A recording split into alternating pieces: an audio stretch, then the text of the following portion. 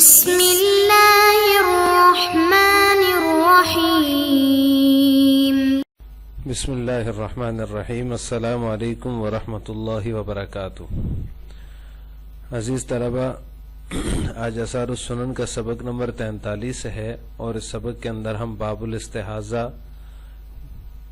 کی بقیہ 2 احادیث جو ہیں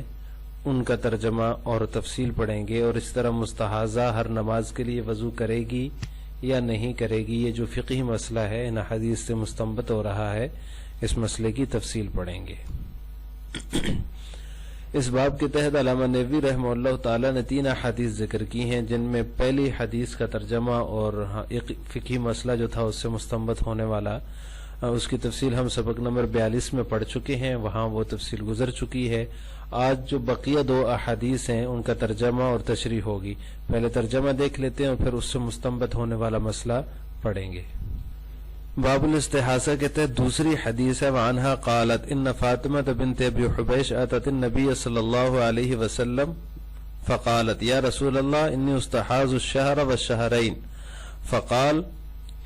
ليس ذلك بحيض ولكنه عرق فإذا أقبل الحيض فدع الصلاة عدد أيامك التي كنت تحيضين فإذا أدبرت فاغتسلي وتوضئي لكل صلاة، رواه ابن حبان وإسناده صحيح۔ انہی سے مروی ہے، یعنی حضرت عائشہ رضی اللہ تعالی عنہا سے مروی ہے کہ فاطمہ بنت حبیش رضی اللہ عنہا آپ صلی اللہ علیہ وسلم کی خدمت میں حاضر ہوئیں اور عرض کیا، فقالت عرض کیا، کہا یا رسول اللہ، اے اللہ کے رسول، انی استحاض الشہر والشہرین، میں 1-2 مہینے تک مستحاضہ رہتی ہوں، مجھے استحاضے کا خون آتا رہتا ہے۔ فقال، تو آپ صلی اللہ علیہ وسلم نے فرمایا، لیس ذالک بحیض، یہ حیض نہیں ہے، ولکنہ عرق، یہ رگ کا خون ہے۔ فاذا اقبل الحیض فدع الصلاة عدد ایامک التی کنت تحیضین، تو جب تجھے حیض آئے، فیضا اقبل الحیض، جب تجھے حیض آئے تو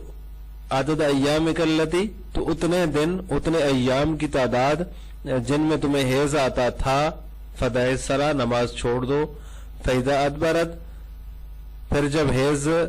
ختم ہو جائے، فاغتسلی، تو غسل کرو، وتوضئی لکل صلاۃ، اور نماز کے لیے وضو کرو، رواہ ابن حبان و اسنادہ صحیح، اس کو ابن حبان نے روایت کی اور اس کی سند صحیح درجے کی ہے۔ اس کے بعد آخری حدیث ہے باب الاستحاضہ کی، وعنہا قالت سئل رسول اللہ صلی اللہ علیہ وسلم عن المستحاضة فقال تدع الصلاة ایام قرائها ثم تغتسل غسلا واحدا ثم تتوضا عند كل صلاة، رواہ ابن حبان و اسنادہ صحیح۔ انہی سے مروی ہے، یعنی ام المؤمنین حضرت عائشہ رضی اللہ تعالی عنہا سے مروی ہے، وہ فرماتی ہیں کہ رسول اللہ صلی اللہ علیہ وسلم سے استحاضہ والی عورت کے بارے میں پوچھا گیا، سئلہ، پوچھا گیا رسول اللہ صلی اللہ علیہ وسلم عن المستحاضہ، استحاضہ والی عورت کے بارے میں، فقال، تو آپ صلی اللہ علیہ وسلم نے فرمایا، تدع الصلاۃ، وہ نماز چھوڑ دے، ایام قرائها، حیض کے دنوں میں، ثم تغتسل غسلا واحدا، پھر غسل کرے، ثم تتوضا عند كل صلاۃ، پھر ہر نماز کے وقت وضو کرے، رواہ ابن حبان و اسنادہ صحیح، اس کو بھی ابن حبان نے روایت کی اور اس کی سند بھی صحیح درجے کی ہے۔ ان 2 احادیث سے 2 مسئلے مستنبط ہوتے ہیں، ان میں سے پہلا مسئلہ یہ ہے کہ مستحاضہ ہر نماز کے لیے وضو کرے گی یا نہیں، اس کے لیے ہر نماز کے لیے وضو لازم ہے یا نہیں، اور دوسرا مسئلہ مستحاضہ نماز کے وقت کے لیے وضو کرے گی تو اس سے دیگر فرائض اور نوافل وغیرہ پڑھ سکتی ہے یا نہیں۔ نماز کے وقت کے لیے جیسے عصر کی نماز کا وقت داخل ہوا تو وہ وضو کرے، تو اس وقت میں وہ دیگر نوافل یا کوئی فرائض جو کہ قضا، جن کی قضا باقی ہے اس کے ذمہ، وہ پڑھ سکتی ہے یا نہیں پڑھ سکتی۔ یہ 2 مسئلے ان احادیث سے مستنبط ہوتے ہیں۔ پہلا مسئلہ جو ہے کہ مستحاضہ ہر نماز کے لیے وضو کرے یا نہیں، تو ائمہ ثلاثہ کے نزدیک مستحاضہ ہر نماز کے لیے وضو کرے گی اور اس کے اوپر ہر نماز کے لیے وضو کرنا لازم ہے، اور امام مالک رحمہ اللہ تعالیٰ فرماتے ہیں کہ اس کے لیے وضو کرنا مستحب ہے، لازم نہیں ہے، کیونکہ وہ فرماتے ہیں دم غیر معتاد کا خروج جو ہے یہ ناقض وضو نہیں ہے، وضو کو توڑنے والی چیز نہیں ہے۔ اب اگلی نماز کے لیے اس کا وضو جب پہلے سے اس نے کیا ہوا ہے تو پھر دوبارہ اس کو وضو کرنا لازم نہیں ہے، اگلی نماز کا جب وقت ہوگا تو وہ اسی نماز سے پڑھ سکتی ہے، ہاں اگر کر لے تو مستحب ہے۔ دلائل میں ائمہ ثلاثہ جمہور کی دلیل یہ ہے وہ روایات ہیں جن میں توضعی لکل صلاتن کا امر آیا ہے۔ توضعی لکل صلاتن یہ امر کا صیغہ ہے، توضعی وضو کرے ہر نماز کے لیے، تو یہ جمہور کی دلیل ہے، مستحاضہ ہر نماز کے لیے وضو کرے گی۔ اور امام مالک رحمہ اللہ کی دلیل حدیث عائشہ رضی اللہ تعالی عنہا ہے جس میں وضو کا ذکر نہیں ہے۔ وہ فرماتے ہیں کہ فاطمہ بنت حبیش کی جو روایت ابھی ہم نے آپ کے سامنے پڑھی ہے اس میں ہے فَإِذَا أَدْبَرَتْ فَاغْسِلِي عَنْكِ الدَّمَ، جب وہ اس سے خون ختم ہو جائے تو وہ غسل کر لے، وہاں وضو کا ذکر نہیں ہے، تو وہ فرماتے ہیں وضو دوبارہ کرنا اس کے اوپر لازم نہیں ہے، لہٰذا وہ اگر کر لے تو مستحب ہے۔ دوسرا مسئلہ یہ ہے کہ امام ابو حنیفہ اور امام احمد بن حنبل رحمہ اللہ تعالی کے ہاں مستحاضہ پر ہر نماز کے لیے وضو کرنا لازم ہے، اور پھر اس نے جب ایک دفعہ وضو کر لیا ہر نماز کے لیے وہ وضو کرے گی۔ جیسے ظہر کا وقت داخل ہوا تو اس نے ظہر کی نماز کے لیے وضو کیا، تو ظہر کی نماز میں اب وہ اگلے دن کے ظہر کی نماز اس کی قضا ہے، تو وہ فرض بھی پڑھ سکتی ہے، نفل بھی کوئی پڑھنا چاہے تو وہ پڑھ سکتی ہے اس نماز کے وقت میں۔ جیسے ظہر کا وقت داخل ہوا 12:40 پہ زوال کے بعد، اب عصر کا وقت داخل ہونے تک وہ جو کچھ بھی پڑھنا چاہے، چاہے فرض پڑھنا چاہے چاہے کوئی نفل پڑھنا چاہے تو وہ پڑھ سکتی ہے، یہ اس کے لیے جائز ہے۔ امام ابو حنیفہ اور امام احمد بن حنبل رحمہ اللہ کا یہ مذہب ہے۔ امام شافعی رحمہ اللہ تعالی فرماتے ہیں کہ ہر فرض کے لیے مستقل وضو ضروری ہے، نفل طبعاً پڑھ سکتی ہے، اگر اس نے ظہر کی نماز کے لیے وضو کیا ہے تو اب اس میں اسی دن کے ظہر کی نماز ہوگی۔ اگر اس نے کوئی قضا نماز پڑھنی ہے جو کہ اگلے دن کی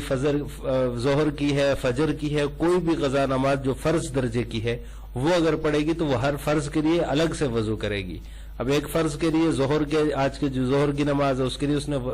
وضو کر لیا، تو اب دوبارہ کوئی دوسرا فرض پڑھنا چاہے، چاہے وہ قضا ہو یا کوئی بھی ہو، تو اس کے لیے وہ دوبارہ وضو کرے گی۔ یہ وضو کرنا اس کے لیے لازمی اور ضروری ہے۔ ہاں نفل کی جہاں تک بات ہے تو امام شافعی رحمہ اللہ فرماتے ہیں کہ نفل طبعاً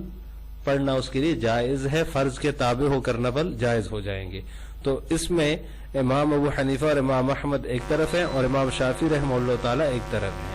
امام احمد اور امام ابو حنیفہ رحمہ اللہ کے نزدیک جب ایک دفعہ اس نے نماز کے لیے وضو کر لیا تو پھر اس کے ساتھ دیگر فرائض اور نوافل بھی پڑھ سکتی ہے۔ امام شافعی فرماتے ہیں کہ ہر فرض کے لیے مستقل وضو کی ضرورت ہے،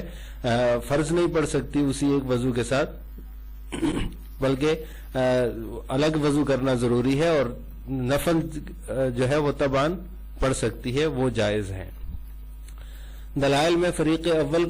کی جو دلیل ہے وہ حضرت عائشہ رضی اللہ تعالی عنہا کی حدیث ہے، حضرت فاطمہ بنت حبیش رضی اللہ تعالی عنہ کا واقعہ جس میں مذکور ہے، اس میں آپ صلی اللہ علیہ وسلم نے فرمایا توضئی لوقت کل صلاۃ۔ اس میں واضح طور پہ ہے آپ صلی اللہ علیہ وسلم نے حکم دیا ہے، امر کا صیغہ ہے کہ تو وضو کر ہر نماز کے وقت کے لیے۔ تب جب اس نے نماز کے وقت کے لیے کر دیا تو اس وقت میں اس کو دوبارہ وضو کرنے کی ضرورت نہیں، چاہے وہ کوئی نفل پڑھے چاہے کوئی فرض پڑھے۔ امام شافعی رحمہ اللہ تعالیٰ کی دلیل وہ احادیث ہیں جن میں توضئی لکل صلاۃ کے الفاظ ہیں، لوقت کل صلاۃ نہیں ہے یہاں پر، بلکہ وہ احادیث ہیں جن میں لکل صلاۃ کا امر ہے کہ ہر نماز کے لیے وضو کرے۔ اب یہ نہیں فرمایا آپ صلی اللہ علیہ وسلم نے ہر نماز کے وقت کے لیے وضو کرے، تو یہ اس میں امر ہے اور ہر نماز کا ذکر ہے، اور ہر نماز سے مراد فرض الگ ہے، آج کے جو فرض وہ پڑھ رہی ہے وہ فرض الگ ہے، صبح کے اگر وہ فرض قضا کر رہی ہے تو وہ فرض الگ ہے، تو لہٰذا ہر نماز کے ساتھ وضو کرنے کا حکم ہے، یہ الفاظ ہیں۔ تو امام شافعی رحمہ اللہ تعالیٰ ان احادیث سے استدلال کرتے ہوئے کہتے ہیں کہ جب دو فرض پڑھ رہی ہو تو دوسرے فرض کے لیے اس کو وضو کرنا ضروری ہوگا، ہاں نفل پڑھ سکتی ہے کیونکہ نفل فرض کے تابع ہوتے ہیں۔ اس کا جواب احناف کی طرف سے یہ دیا جاتا ہے یہ کل صلاۃ جو ہے یہ محتمل ہے، اس کے اندر احتمال ہے، اور اس طرح جو لوقت کل صلاح ہے یہ مفسر ہے، اس کی تفسیر ہے۔ یہ جو حدیث جس سے آپ نے استدلال کیا توضئی لکل صلاح، یہ محتمل ہے کہ ہر نماز کے لیے وضو کرے یا ہر نماز کے وقت کے لیے وضو کرے، تو لوقت صلاۃ کی جو حدیث آ گئی ہے وہ اس کے لیے مفسر بن گئی ہے، لہٰذا وہ اس کی تفسیر ہے، اس کی وضاحت ہے کہ آپ صلی اللہ علیہ وسلم نے کل صلاۃ جو فرمایا وہ لوقت کل صلاۃ مراد ہے اس سے، تو لہٰذا محتمل کو مفسر پر محمول کیا جائے گا اور مفسر سے جو مراد ہوگا اس کو ترجیح دی جائے گی۔ اور دوسری بات یہ کہ لکل صلاۃ سے وقت مراد لینا